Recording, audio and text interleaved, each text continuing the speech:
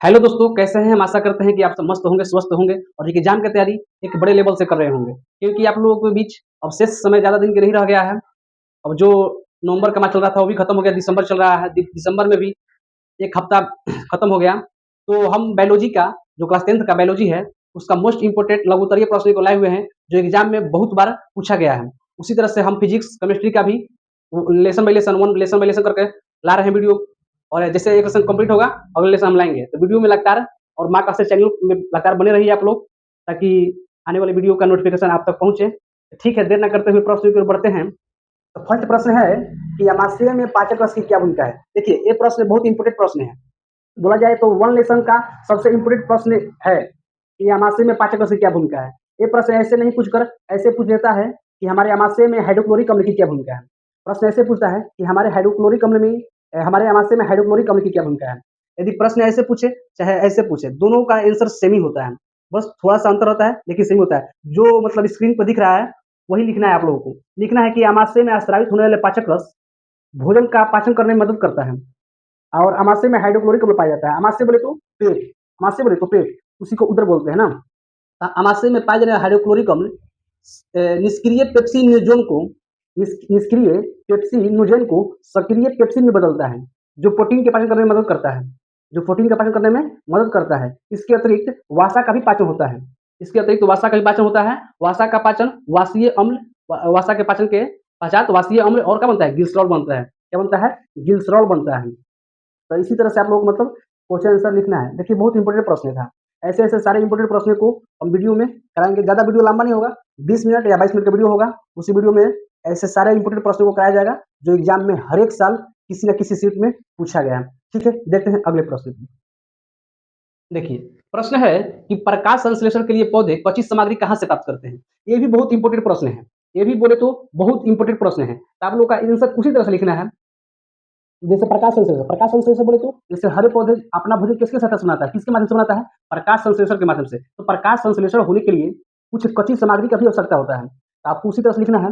जैसे कि परहणित, परहणित बोले तो क्लोरोफिल, परहणित परहणित बोले तो क्लोरोफिल, जो कहाँ से आता है? जो पत्ती का जो होता है, पत्ती होता है, पत्ती का जो हरित लवक होता है, उसी से मिलता है क्लोरोफिल। जो पत्तियों का रंग होता है, पूछा था एक बार प्रश्न कि किसके कारण पत्तियों का रंग हरा होता है? प्रश्न आया था ऑब्जेक्टिव में कि किसके कारण पत्तियों का रंग हरा होता है? तो क्लोरोफिल के कारण। किसके कारण? क्लोरोफिल के कारण। जो कहाँ से मिलता है? पत्तियों के हरित लवक से मिलता है। वही वही जल, जल बोले तो H2 वो कहाँ से मिलता है? मृदा से। और CO2 कहाँ से मिलता है? वायुमंडल से। CO2 बोले तो कार्बन डाइऑक्साइड, जो कहाँ से मिलता है? वायुमंडल से मिलता है। ये बहुत इंपॉर्टेंट प्रश्न था। बस इसका छोटा-सा आंसर होगा। उसी तरह से आप लोगों को लिखना है और याद रखना है एग्ज़ाम तक। ठीक है? ऐसे-ऐसे सारे प्रश्नों की ओर और देखेंगे। नेक्स्ट प्रश्न है, देखिए, अगला प्रश्न है कि पाचक एंजाइमों का क्या कार्य है? ये भी बहुत इंपॉर्टेंट प्रश्न है। ये भी अपने आप में बहुत इंपॉर्टेंट प्रश्न है, जो एग्ज़ाम में पूछा गया था, 2018 में पूछा गया था कि पाचक एंजाइमों का क्या कार्य है? आप लोगों को उसी तरह से लिखना है कि पाचक जो एंजाइम होता है, एंजाइम उत्प्रेरक क्रिया द्वारा भोजन के जटिल अणु को, जब हम लोग भोजन करते हैं, तो उसी को जो बड़े अणु में रहता है, उसी को मतलब बड़े अणु बोलते जटिल अणु, उसी को जटिल अणु को सरल अणु में तोड़ देता है। सरल अणु में तोड़ देता है और जिससे वो घुलनशील हो जाता है, जिससे वो क्या क्या होता है? घुलनशील हो जाता है, मतलब उसका पाचन जल्द हो जाता है और शरीर में उनका अवशोषण हो जाता है। जिस तरह से बोर्ड पर लिखा गया है, उसी तरह से आप लोग को कैसे लिखना है? क्या लिखना है कि पाचक एंजाइम उत्प्रेरक क्रिया द्वारा भोजन के बड़े अणुओं को छोटे अणुओं में तोड़ देते हैं, जिससे वो घुलनशील हो जाता है और शरीर में उनका क्या हो जाता है? अवशोषण हो जाता है। अवशोषण माने बोले तो उसका पाचन हो जाता है ना। तो बहुत इंपॉर्टेंट प्रश्न था, जो एग्जाम में आया था। तो आप लोग एग्जाम का तैयारी बहुत अच्छे से कीजिए, क्योंकि आप लोगों के बीच ज़्यादा समय नहीं रह गया है ना। तो हम इसका जिस तरह से लघुत्तरीय प्रश्न करा रहे हैं, उसी तरह से इसका जो मोस्ट इम्पोर्टेंट वन चैप्टर से बनेगा ऑब्जेक्टिव प्रश्न, वो हम प्रश्न को अगले वीडियो में जल्द ही लाएंगे। ठीक है, देखते हैं अगले प्रश्न की। अगला प्रश्न है कि सजीव के 4 मुख्य लक्षणों को लिखें। ये भी प्रश्न बहुत इंपॉर्टेंट प्रश्न है कि सजीव के 4 मुख्य लक्षणों को लिखें। मतलब सजीव मतलब आपको कैसे मालूम चलेगा कि कोई वस्तु सजीव है या निर्जीव? यदि सजीव है तो उसका 4 लक्षण लिखिए। यदि कोई चीज़ सजीव है, सजीव बोले तो लिविंग, लिविंग थी, तो सजीव है तो उसका 4 लक्षण लिखिए। तो उसी तरह से आप लोगों को लिखना है कि सजीव के 4 मुख्य लक्षण निम्नलिखित हैं। सजीव के 4 मुख्य लक्षण निम्नलिखित हैं। फर्स्ट में लिखना है पोषण। क्या लिखना है? पोषण। पोषण बोले तो जो हम लोग खाते पीते हैं ना, जो खाते पीते हैं ना, जो खाने में भोजन में उपयोग करते हैं, पोषण। वही बोले तो जो सांस लेते हैं, श्वसन, श्वसन। जो हम पदार्थ को निकालते हैं उत्सर्जन और प्रजनन। प्रजनन बोले तो निषेचन, जैसे कि निषेचन के द्वारा एक जीव अपने जैसे समान जीवों का जन्म देता है, तो वो हो जाएगा। और वृद्धि वृद्धि ये सब होता है, मतलब सजीव का यही मतलब चार गो लक्षण पूछा है ना, तो चार गो आप लोग को लिखना है। ऐसे वृद्धि भी और परिवर्तन, उद्दीपन ये सब होता है, लेकिन आप लोगों को लिखना है पोषण, उत्सर्जन और सर्जन, पोषण, श्वसन, प्रजनन ना, इस तरह से आप लोगों को लिखना है। ठीक है, देखते हैं अगले प्रश्न की। देखिए अगला प्रश्न है कि स्वपोषी पोषण तथा विषमपोषी पोषण में अंतर लिखें। ये भी बहुत इंपॉर्टेंट प्रश्न है कि स्वपोषी पोषण और विषमपोषी पोषण में क्या अंतर है। यदि ऐसे प्रश्न नहीं पूछता है तो पूछता है कि स्वपोषी पोषण क्या है, या पूछता है कि विषमपोषी पोषण क्या है, तो आप लोगों को उसी तरह से लिखना है। यदि अंतर पूछे तो इस तरह से लिखना है, यदि खाली पूछे स्वपोषी पोषण तो खाली स्वपोषी पोषण आप लोग को लिखना है, और विषमपोषी पोषण पूछे तो खाली केवल विषमपोषी पोषण के बारे में लिखना है। लेकिन दोनों पूछ दे, आपको दोनों लिखना है। दोनों हमेशा दो नंबर में पूछता है, अंतर भी दो नंबर पूछता है, 5 नंबर नहीं देता है इसको। और बोलते हैं कि अंतर 5 नंबर में आता है, ऐसा कोई बात नहीं है, अंतर 2 नंबर भी आता है, 2 नंबर में भी आता है। आप लोग को लिखना है स्वपोषी पोषण लिखकर डैश, जिस तरह से लिखा गया है स्वपोषी पोषण लिखकर डैश देकर उसी तरह से लिखना है कि पोषण का वह विधि पोषण का वह विधि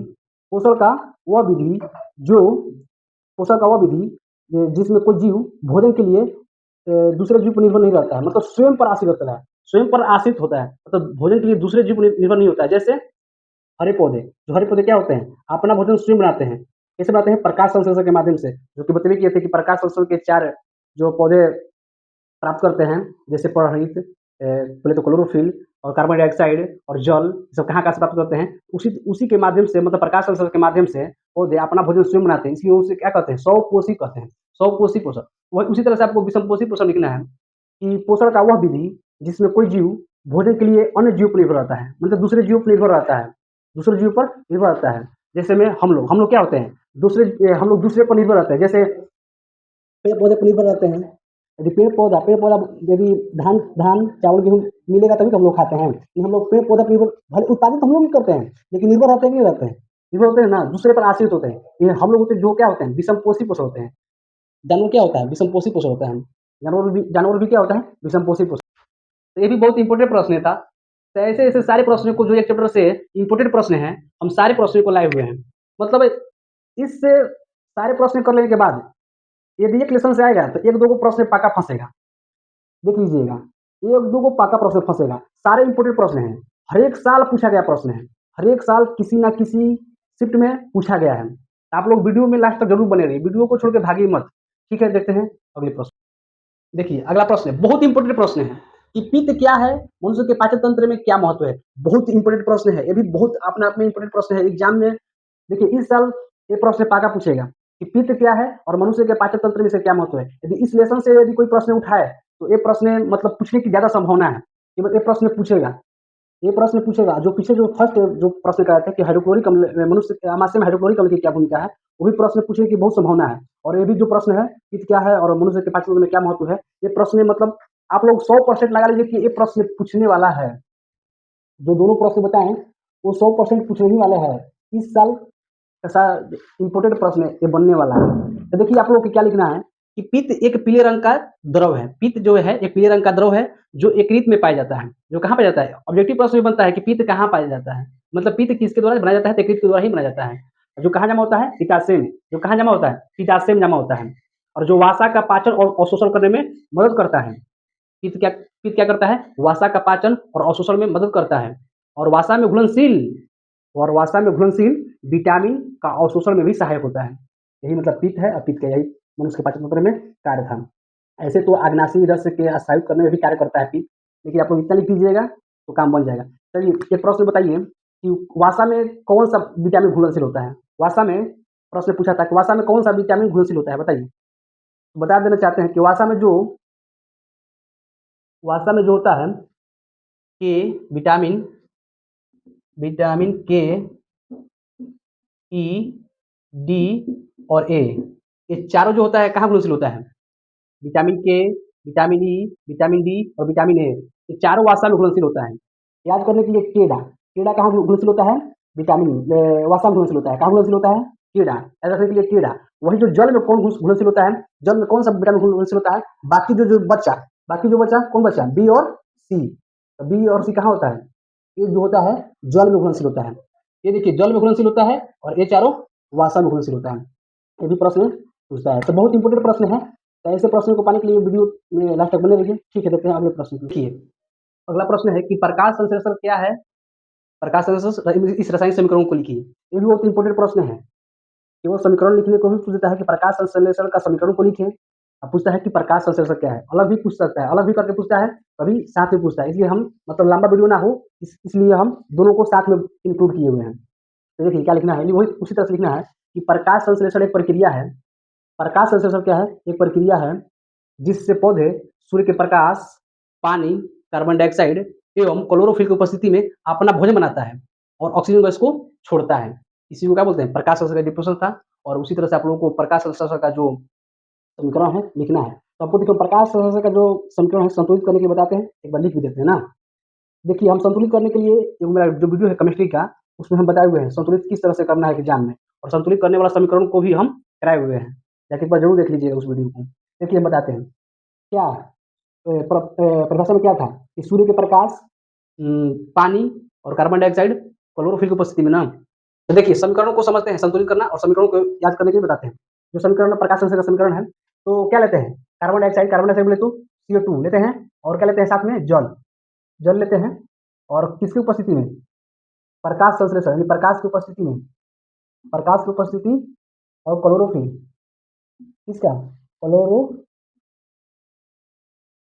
क्लोरोफिल, प्रकाश और क्लोरोफिल की उपस्थिति में बनाते हैं तो क्या बनता है? Glucose C6H12O6। और क्या साथ में बनता है? ऑक्सीजन गैस को छोड़ते हैं। क्या करते हैं? ऑक्सीजन गैस को बोले तो O2 को छोड़ते हैं।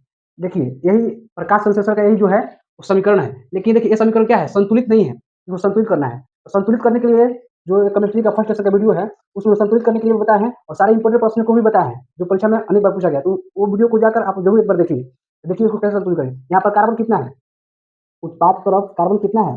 6 कार्बन है, तो यहाँ पर 6 से गुना कर देंगे कार्बन लाके। यहाँ पर कितना कार्बन हो गया? यहाँ देखिए यहाँ पर कुछ नहीं रहता है तो 1 रहता है, 1 से 6 में गुना होता है, कितना होता है? 6 कार्बन, तो यहाँ पर 6 कार्बन हो गया। लेकिन 6 दूनी के 12, ऑक्सीजन कितना होगा?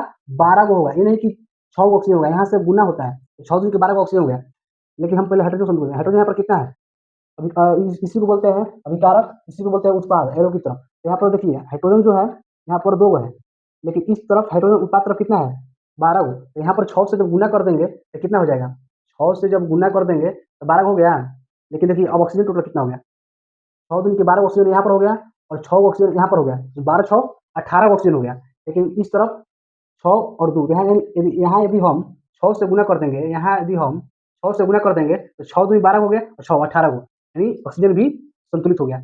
इसी तरह से रासायनिक समीकरणों को संतुलित किया जाता है, बैलेंस करना होता है। तो हम आशा करते हैं कि प्रश्न बहुत इंपॉर्टेंट प्रश्न था, आप लोगों को बुझाया होगा। और इसी तरह से आप लोग को समीकरण लिखना है और संतुलित समीकरण लिखना है ना। संतुलित समीकरण को परीक्षा में लिखना है। ठीक है, देखते हैं अगले प्रश्न। अगला प्रश्न है कि पोषण की परिभाषा दें। ये भी बहुत इंपॉर्टेंट प्रश्न है कि पोषण की परिभाषा दें। आप लोगों को उसी तरह से लिखना है कि पोषण वह प्रक्रिया है जिसके द्वारा जीव अपने शरीर की वृद्धि, विकास और ऊर्जा के उत्पादन के लिए पोषक तत्वों का क्या करता है? पोषक तत्वों को ग्रहण करता है और उपयोग करता है।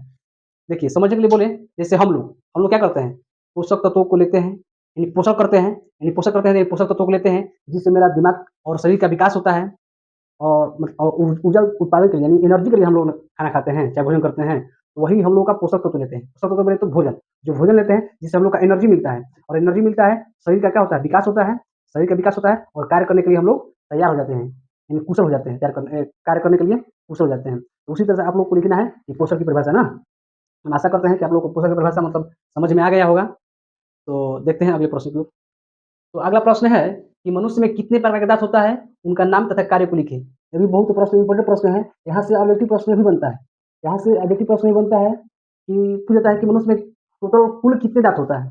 वयस्क मनुष्य में कुल कितने दांत होते हैं? तो बता देना चाहते हैं कि वयस्क मनुष्य में कुल 32 दांत होते हैं। वयस्क मनुष्य में कुल कितने दांत होते हैं? 32 दांत। वही यदि बच्चा में पूछ दिया जाए कि बच्चे में कितने दांत होते हैं? बच्चे में 20 दांत होते हैं ना। जो बच्चे होते हैं उसमें 20 दांत होते हैं। तो उसी तरह से आप लोग को जो लिखा गया है उसी तरह से लिखना है कि मनुष्य में 4 प्रकार का दांत होता है। मनुष्य में 4 प्रकार का दांत होता है। उसी तरह से आप लोगों को नाम लिखना है 1 नंबर लिखकर, 3 तक, 2 नंबर में रदनक, अग्रचोड़क और चोड़क। तो इंग्लिश में लिखा गया है इंसाइजर, केनाइन, प्रीमोलर और मोलर। सबका कार्य भी लिखना है, सामने-सामने लिखना है। उसका नाम कृंतक जो नाम है, उसका जो इंग्लिश नाम है और उसका सामने का कार्य। तो बताना चाहते हैं जो कृंतक होता है, कृंतक बोले तो यानी कृंतक बोले तो इंसाइजर कृंतक बोले तो इंसाइजर यानी उसको छेदने वाले दाँत कहते हैं। छेदने वाले बोले तो उसे काटने वाला। जब भी हम किसी चीज़ को काटते हैं तो किसका उपयोग करते हैं? जब भी हम किसी चीज़ को काटते हैं तो कृंतक का उपयोग करते हैं। कृंतक बोले तो इंसाइजर। वही सेकंड वन में जो है रदना। रदनक बोले तो जो रदनक बोले तो केनाइन। इंग्लिश इंग्लिश में क्या बोलते हैं रदनक को? इंग्लिश में रदनक को केनाइन बोलते हैं। जो क्या होता है? फाड़ने वाला दाँत होता है। जो क्या होता है? फाड़ने वाला दाँत होता है। रदनक का क्या कार्य है? जो फाड़ने का काम करता है। वही जो प्रीमोलर है, प्रीमोलर को हिंदी में क्या बोलते हैं? अग्रचोड़क। क्या बोलते हैं? अग्रचोड़क। जो उसका क्या कार्य है? उसका कार्य है कुचलने का कार्य करता है। तो देखिए, जो अधिक प्रिय होता है, जो अधिक प्रिय होता है, तो सब लोग क्या क्या करते हैं? आगे बैठाते हैं। जो अधिक प्रिय होता है, उसे सब लोग क्या करते हैं? आगे बैठाते हैं। तो उसी तरह से जो अग्रचोड़क है, उसे इंग्लिश में बोलते हैं प्रीमोलर। क्या बोलते हैं इंग्लिश में? प्रीमोलर बोलते हैं। जो कहाँ रहता है? आगे रहता है। चोड़क से आगे रहता है, इसलिए उसको बोलते हैं अग्रचोड़क। उसे क्या कार्य है? कुचलने का कार्य करता है। वही जो चोड़क है, चोड़क बोले तो मूलर, थोड़ा बोले तो मूलर, जो सबसे पीछे होता है, वो चबाने का काम जब हम लोग भोजन करते हैं और चबा-चबा के खाते हैं, तो किसके माध्यम से खाते हैं? चोड़क के माध्यम से खाते हैं और उसी के माध्यम से हम लोग भोजन को मतलब भोजन के बड़े अणु को छोटे अणु में बदल देते हैं। और हम लोग का जो एक और प्रश्न आया था, तो 1 मिनट बताते हैं। एक प्रश्न आया था कि मनुष्य में पाचन कहाँ से प्रारंभ होता है? मनुष्य में पाचन कहाँ से प्रारंभ होता है? तो मुख से होता है। कहाँ से होता है? तो मुख से। तो मुख में मेरे जो हम लोग का 32 जो दाँत है, मनुष्य के जो मुख में 32 दाँत है, तो काम क्या है? यही सब, जो हम लोग भोजन खा रहे हैं, उसको छोटे-छोटे टुकड़ों में तोड़ देना, विघटित कर देना और जो उसमें लार बनता है, जो टाइम जो लार बनता है, क्या करता है? भोजन को गोलीय बनाता है और मतलब चिकना बना देता है, जो अंदर आसानी से हमारे लोग को फूड पाइप में, पर्सनली में चल जाता है। देखिए, ये सब जो दाँत है, इसको याद करने के लिए हम ट्रिक बताते हैं। एक ट्रिक बताते हैं, जिसके माध्यम से आप लोग याद रखिएगा। ट्रिक है आईसी आईसीपीएम मोदी। क्या ट्रिक है? आईसीपीएम मोदी। इससे आप लोगों को क्या याद रखना है? आईसीपीएम मोदी से क्या याद रखना है? आई माने बोले तो इंसाइजर, आई माने बोले तो इंसाइजर, सी माने केनाइन, पीएम माने प्रीमोलर, पीएम माने प्रीमोलर और मोदी माने मोलर। मोदी जी मोलर है, हम लोग के लिए प्रिय है ना? मोदी जी प्रिय है। तो आईसीपीएम मोदी। अब देखिए, अब कितना होता है? इंसाइजर कितना होता है? केनाइन कितना होता है? तो याद रखने के लिए मोदी जी जो हैं 42 बज के 46 मिनट में गए। 42 बज के 40 याद रखने के लिए 42 बज के 40 मिनट में। अब इसी को दोगुना कर देना है। 4 का दोगुना कितना होगा? 8, 2 का 4, उसी तरह से 4 का 8 और 6 का 12। आप जब इसको जोड़िएगा तो टोटल कितना हो जाएगा? 12, 8, 20, 4, 24, 8, 32। तो यही जो होता है मनुष्य में टोटल 32 दाँत होता है। और याद रखने के लिए आईसीएम पीएम मोदी एक ट्रिक है जिसके माध्यम से आप लोग याद रखिएगा। तो इसी तरह के वीडियो पाने के लिए माँ क्लासेस चैनल को सब्सक्राइब कीजिए और बहुत जल्द ही ये वन नेशन का मोस्ट इंपोर्टेंट ऑब्जेक्टिव प्रश्न को लाएँगे। एग्जाम में बहुत बार पूछा गया है वैसे सारे प्रश्नों को लाएँगे। हम ऐसे प्रश्नों को नहीं लाएँगे जो मतलब एग्जाम में मतलब उसी के संभावना नहीं हो। मतलब जो ज्ञान की दृष्टि से वैसे सारे प्रश्नों को हम मतलब लाइए नहीं करेंगे। जो मेरा कोर्स है, जो हम लोग कोर्स कराएँगे कोर्स, उसमें सारे कोर्स टॉपिक और लाइन बाय लाइन पढ़ाएँगे। लेकिन जो आप लोग को समय को देखते हुए आप लोगों के बीच अब कम समय रह गया है। दिसंबर का भी 1 सप्ताह बीत गया। तो आप लोग का टाइम बहुत कम रह गया है। आप लोग का टाइम टेबल भी निकल गया है, एग्जाम कब से है। और आप लोगों का एक बड़ी खुशी का बात है कि बिहार बोर्ड आप लोगों का जो मॉडल पेपर है वो जारी कर दिया है। मॉडल पेपर से क्या हम लोग का चलता है, बिहार बोर्ड मॉडल पेपर को मतलब जारी करके ये साबित करना चाहता है, ये दिखाना चाहता है कि एग्जाम में क्वेश्चन किस तरह से आएगा और कितने-कितने प्रश्न किस सब्जेक्ट से पूछे जाएँगे। तो हम लोग अभी मॉडल पेपर को कराएँगे थोड़ा लेट से, लेकिन बहुत विस्तार से कराएँगे। आप लोग अभी चैप्टर वाइज़ सारे प्रश्नों को कीजिए। केवल वीडियो देखने से नहीं होगा, केवल आप लोगों को वीडियो देखने से नहीं होगा। वीडियो को आप लोग को रोक-रोक कर क्वेश्चन को लिखिए और उसको याद कीजिए। आप लोग अपना एक कॉपी बनाइए जिस पर चैप्टर वाइज़ सारे प्रश्नों को लिखिए। नहीं तो आप लोग वीडियो देखिएगा, देखते टाइम तो याद रहेगा, फिर आप लोग भूल जाइएगा, जो परीक्षा में आप लोग को मतलब दिक्कत कर सकता है। लेकिन आप लोग वीडियो को मतलब इसी तरह से देखते रहिए। ठीक है, धन्यवाद। अगली वीडियो में मिलते हैं।